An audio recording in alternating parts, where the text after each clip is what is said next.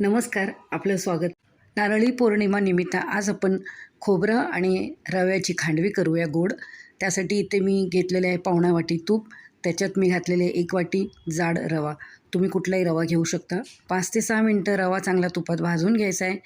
त्याच्यात मी पावणा वाटी घातलेला आहे ओला नारळ किसून. तोही चांगला 2-3 मिनटं आपल्याला भाजून घ्यायचा आहे. आणि इथे मी 1.5 वाटी पाणी घेतलेलं आहे. त्यात 1 वाटी घातलेले आहे मी गूळ. तुम्ही गूळ कमी जास्त करू शकता, कसं गोड हवं असेल तसं. गरम झाल्यानंतर गूळ चांगला वितळलेला आहे. आता गुळाचं पाणी आपण स्लो रव्याच्या आणि नारळाच्या मिश्रणात घालायचं आहे. गॅस स्लोच ठेवायचं आहे. नारळ आणि रवा चांगला शिजला आहे. एका तूप लावलेल्या ताटात मी सगळं ओतून घेतलेलं आहे. चांगलं ते सेट करून घेऊया. नारळ व बदामाच्या कापाने चांगलं सुजून घेऊया आणि गरम असतानाच वड्या पाडून घेऊया.